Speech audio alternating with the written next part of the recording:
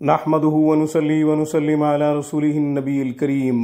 ناظرین، آج کی گفتگو میں حاجت کے لیے ایک خوبصورت قرآنی عمل آپ کی خدمت میں پیش کرنے کی سعادت حاصل کرتا ہوں۔ کوئی شخص اپنے نیک مقصد میں کامیابی چاہتا ہے، اپنی نیک مراد پانا چاہتا ہے، کوئی ایسی دلی تمنا، کوئی ایسی خواہش جو جائز ہے مگر پوری نہیں ہو رہی، تو اس کے لیے ہمارا یہ عمل بہت ہی مفید اور نایاب ہے۔ یہ عمل دعا سمجھ کر کریں اور اللہ تبارک و تعالیٰ کے سامنے اس عمل کے بعد خوب گڑ گڑائیں، التجا کریں۔ انشاءاللہ ضرور کوئی بڑا نیک مقصد آپ کا، جس میں آپ کامیابی چاہتے ہیں، ضرور آپ کا پورا ہوگا۔ شروع میں کہا ہے حاجت کے لیے خوبصورت عمل، قرآنی عمل، نیک مراد پانے کے لیے، نیک مقصد میں کامیابی کے لیے ایک خوبصورت قرآنی عمل۔ سورہ توبہ کی آخری دو آیات،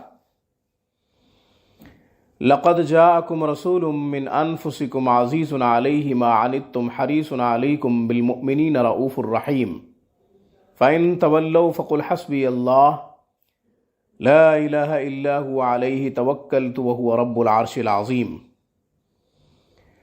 ان دو آیات کو بعد نماز عشاء 300 دفعہ پڑھا جائے۔ اول آخر 3 دفعہ درود شریف پڑھیں۔ یاد رہے یہ وظیفہ کرنے سے پہلے 2 رکعت نفل صلاۃ الحاجت کی نیت سے پڑھ لیں۔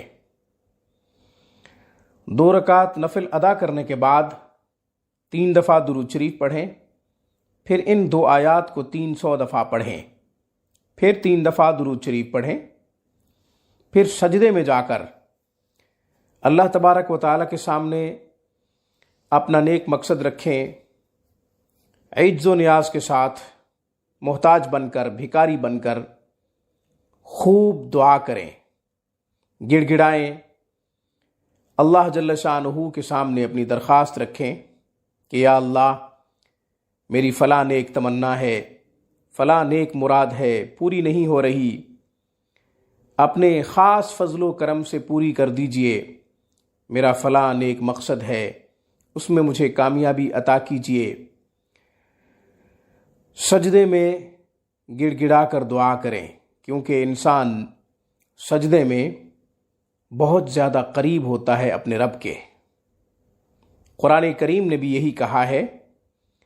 حضرت امام اعظم ابو حنیفہ رحمہم اللہ تعالیٰ کا بھی یہی موقف ہے کہ سجدے میں انسان اپنے رب کے سب سے زیادہ قریب ہوتا ہے۔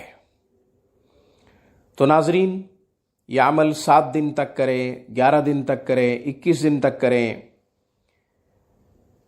اللہ تبارک و تعالیٰ 11 دن میں نتیجہ عطا فرماتے ہیں، 7 دن میں عطا فرماتے ہیں، 21 دن میں عطا فرماتے ہیں، وہ اس کی مرضی ہے۔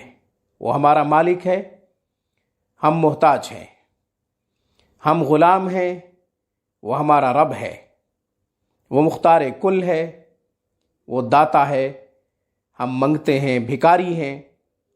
اس لیے دنوں کی کوئی قید نہیں۔ یہ عمل تب تک کرتے رہیں جب تک آپ کی حاجت پوری نہ ہو، جب تک آپ کی دلی مراد پوری نہ ہو، جب تک آپ کا مقصد پورا نہ ہو، تب تک یہ عمل کرتے رہیں۔ آج کی گفتگو میں بس اتنا ہی۔ السلام علیکم ورحمۃ اللہ وبرکاتہ۔ Thanks for watching my video. اللہ حافظ، اللہ نگہبان۔